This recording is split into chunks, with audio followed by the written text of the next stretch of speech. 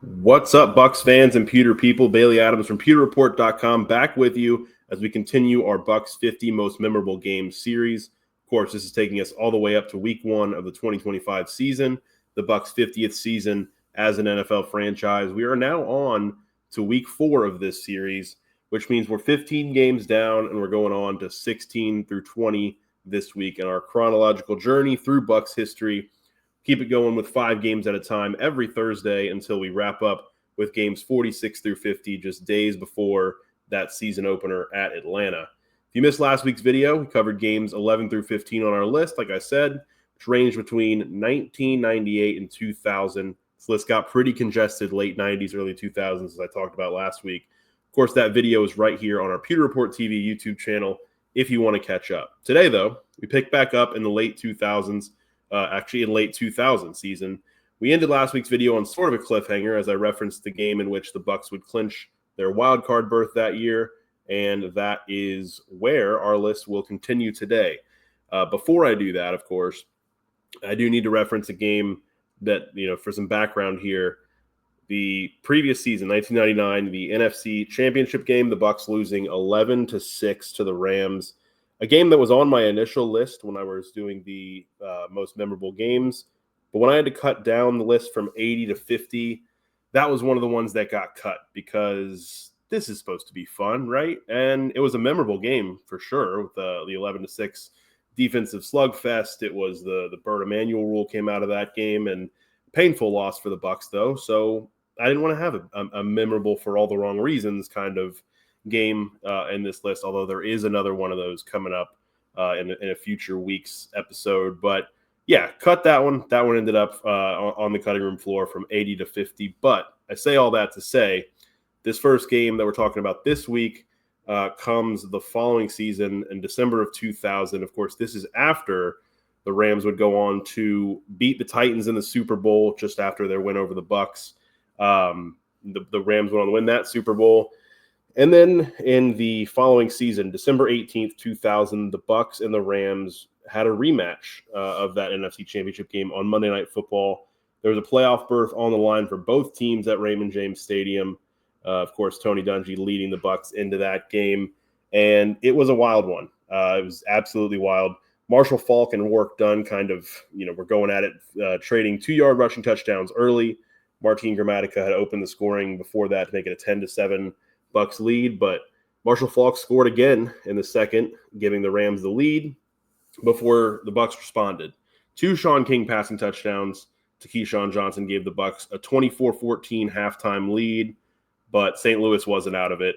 It was a 24-21 game soon enough as Faulk caught another touchdown, and then the Bucs went back up by 10. This was back and forth affair. The Bucs going back up by 10 on a 52-yard touchdown by Warrick Dunn. Again, this was a monster game for him. Here he is, of course, not against the Rams. This was against the Vikings, but a huge game for Dunn, and he was there to answer every time the Rams and Faulk had something to say. The Rams did control the fourth quarter, though. A fourth Faulk touchdown got them within 31-28, and then a 72-yard touchdown pass from Kurt Warner to Torrey Holt was what gave the Rams a lead with 5:18 to go. From there, the Bucs got a huge stop after a turnover on downs by their own offense, which got them the ball back with 2:20 to go, and then came a wild drive, the drive for the Bucs. On a 2nd and 10, Sean King floated a pass to Warrick Dunn, who got wrapped up for a big loss, only he then flipped the ball back to King before going down, and King ran for the first down before a penalty on the sideline was added on top of the run. So a huge play for the Bucs there. King would later scramble for another first down on a 4th and 4 with 1:08 left. And then Riedel Anthony made a big catch to set up a go-ahead Warrick Dunn rushing touchdown with 48 seconds left. That capped off a 13-play, 80-yard drive in just 1:34 as the Bucs would go on to take a lead. And the Rams didn't answer this time. It was John Lynch, this guy you're seeing on your screen, intercepting Kurt Warner to end the game on the next possession. The Bucs survived, and they clinched a playoff spot, winning this rematch of the previous season's NFC Championship game. Like I said, Warrick Dunn, 22 carries, 145 yards, and 3 touchdowns. He also had 5 catches for 53 yards. Keyshawn Johnson caught 7 passes for 116 yards and 2 scores. And Marshall Faulk did his best to try to will the Rams to victory in this one. 79 rushing yards and 3 touchdowns. He also caught 4 passes for 53 yards and another touchdown. So an all-time battle between those two. Two really, really great running backs. Buccaneer defense, while it did surrender quite a bit, 35 points, they had their moments. Warren Sapp had 2 sacks. Damian Robinson, Rondé Barber, and John Lynch all intercepted Kurt Warner, and the Bucs got the job done in that one. Unfortunately, what followed was less memorable, or memorable for all the wrong reasons. The Bucs would lose at Lambeau Field the next week, which dropped them to 0-19 in games under 40 degrees, and that loss cost them a chance at the division title and a first-round bye. Instead, they would get a wild card spot, and they would go on to the road and lose 21-3 at Philadelphia. Let's remember that one, though. You guys know why. We'll remember that one. Though we will move on now to our second game of this week's video. October 7th, 2001, it was the Bucs and the Packers. This matchup is on this list quite a bit for a lot of reasons. I mean, we see these two, especially on the screen, Warren Sapp and Brett Favre, having their battles over the years. This was another one, though it was Shelton Quarles with the big play in this one. The Bucs won this game 14-10. Shelton Quarles had one of at the time the longest play in Buccaneer history that was later tied, but this was the first Buccaneer home game of the year. This was one of those that it just kind of the way the schedule worked out. They were on the road in week 1. Of course, in week 2, the games were postponed due to 9/11. And then they had a week 3 bye, a very early bye week. And then week 4 was also on the road. So they had gone 4 weeks to start the season without a game at home, and obviously an emotional return home here in October against the Packers. And it was a close one. It was a close one all the way. Shelton Quarles had a 98-yard pick six in the second quarter. And like I said, that was the longest play in franchise history at that point. It's only been matched since by a 98-yard rushing touchdown by Ronald Jones in 2020. He had that 98-yard rushing touchdown against the Panthers in Carolina. But that Quarles pick six got the Bucs going. The Packers did lead 10-7 though going into the fourth, but it was a 39-yard touchdown run by Mike Allstott with 6:45 to go that gave Tampa Bay the lead. Donnie Abraham and Quarles had intercepted Brett Favre earlier. Like I mentioned, the Quarles one. Donnie Abraham also had one. Dexter Jackson got a third interception off of Favre in the fourth quarter. And while Green Bay had one final drive, a Booger McFarland sack, and a last-second pass breakup by John Lynch. Once again, John Lynch coming through late, allowed the Bucs to hold on. So despite Brad Johnson being sacked 5 times in this game, despite the Bucs only mustering up one offensive touchdown in this game, they still got their 4th straight win over Green Bay in Tampa, and that was a streak that would extend to 5 in 2002. So the Bucs, it was a weird back and forth between the Bucs and Packers at that time. Obviously, the Bucs were winning a lot in Tampa, and then when they go to Lambeau, they had that streak in Lambeau where they could not buy a win there either. So we now move on to our third game of this video, and it's those pesky Rams again. It is the St. Louis Rams. Yet again in Tampa, again on Monday Night Football. They had some battles, and of course, Kurt Warner leading them into that game. The Bucs winning this game 26-14, and Warner had himself a bad night. Marshall Faulk did get a 5-yard rushing touchdown in the first quarter. That was the only touchdown for much of the first half. Tampa Bay trailed 7-6 late in the half until a Brad Johnson 9-yard touchdown pass to Ricky Dudley gave them a 13-7 lead. Bucs made it 19-7 in the fourth on a rushing touchdown by Mike Allstott from 2 yards out. And then while the Rams got within 19-14, they did threaten later on, only for Derek Brooks to finish things off with a 39-yard pick six, his second straight week with a pick six to start. Early in 2002, he had that pick six against the Ravens for the Bucs' first win of the season in week 2, and that got the Bucs going. They were 2-1 after this one. Warner was 30 of 45 in this game, but he threw for 301 yards, but he had no touchdowns and 4 interceptions. Simeon Rice, Shelton Quarles, Warren Sapp, Greg Spires, and Ellis Wims all had sacks. Rice, Dexter Jackson, Brian Kelly, and the man on the screen, Derek Brooks, all had those interceptions on Kurt Warner. So the Bucs, after losing the first game of the John Gruden era, had won 2 straight by this point now. The defense, again, getting the job done in a 26-14 victory in late September of 2002. So it took a little while, but the Bucs were rolling after that.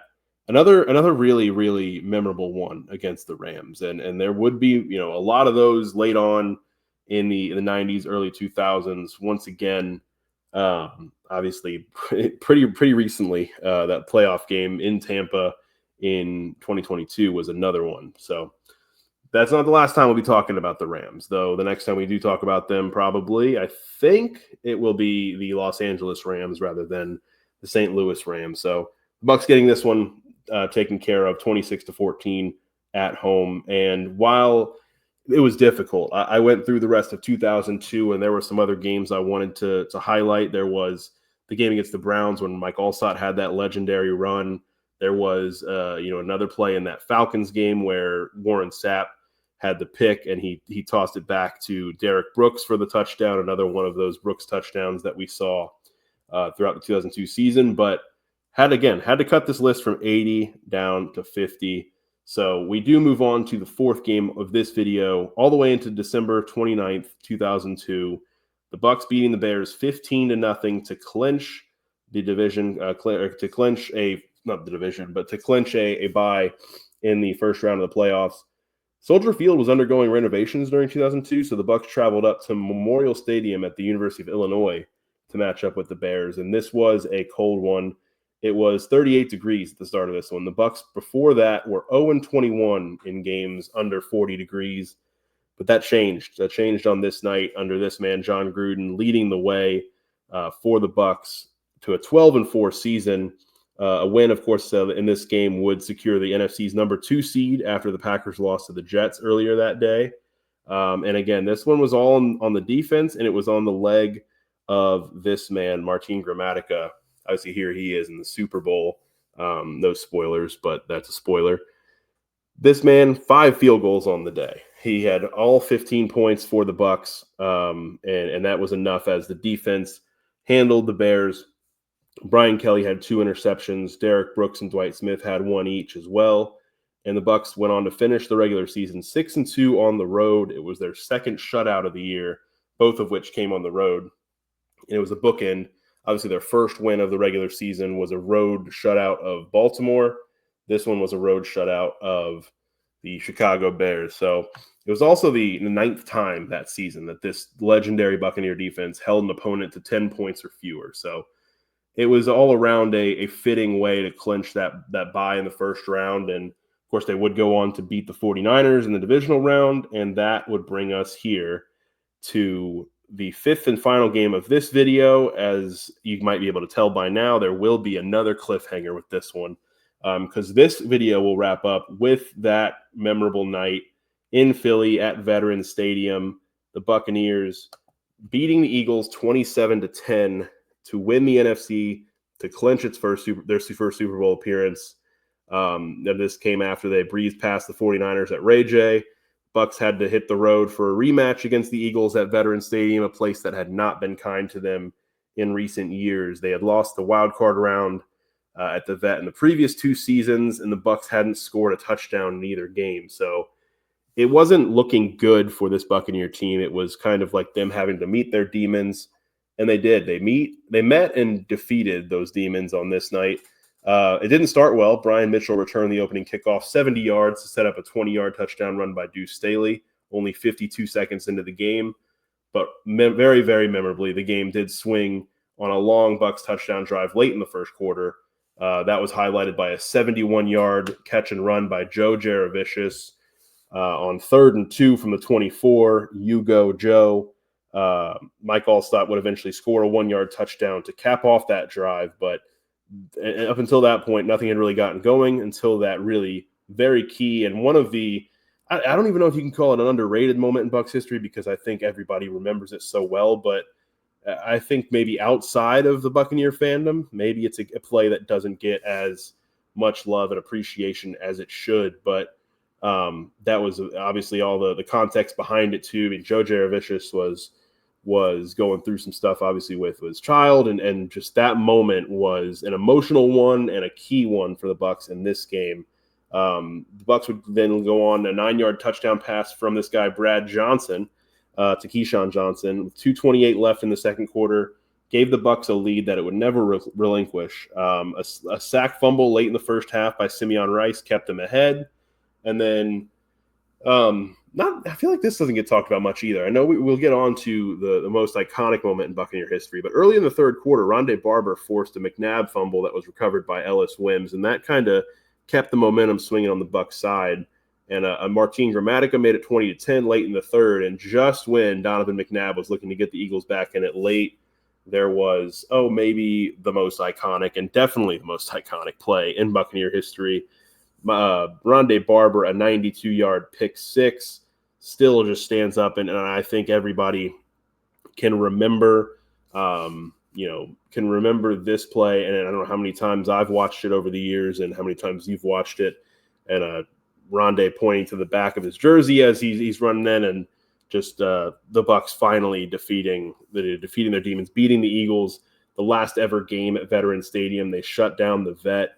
And it was also their first ever road playoff win, and it was their first win in temperatures below 32 degrees, as this game was a 26-degree ball game. So a lot of firsts in this one. It was all time. It was the biggest moment to that point in Buccaneer history, and I think although they would go on to win the Super Bowl, I still think that when you talk about iconic moments and iconic images, this is one of them right here. Is Rondé Barber running that ball back to clinch the victory and clinch a spot in Super Bowl 37, which set up that rematch between this guy John Gruden and his former team, the team that traded him to Tampa Bay, the Oakland Raiders, in Super Bowl 37.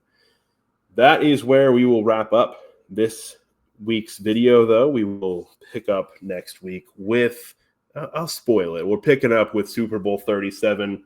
No prizes to anyone who was going to guess that anyway, because that's got to be the next one. We are now through 20 games of this list, and we will pick up with 21 through 25 next week, next Thursday, as we will continue to do this every Thursday leading up to the regular season.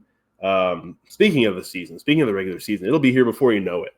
We, as I'm talking to you, I'm just a couple hours removed from leaving One Buck Place after the first day of training camp, and training camp is underway, and it'll be exciting. Fans weren't out there today, but getting the fans back out there will be really cool. And, I can't wait to continue training camp, get into the preseason, and get going with the Bucs 50th season. Of course, throughout training camp and all throughout the season, stay tuned to PewterReport.com, Pewter Report TV, and all of our social channels at Pewter Report, as we continue to bring you the best Buccaneer coverage around. Thank you guys all for your support. It means so much to us, allows us to do what we love and enjoy bringing all you guys this content on YouTube, on PewterReport.com, all over the socials, everywhere. It is so much fun what we get to do, and it is all because of you. So thank you so much for your support, and thank you for watching this video. We will see you next time for another edition of the Bucs 50 Most Memorable Games.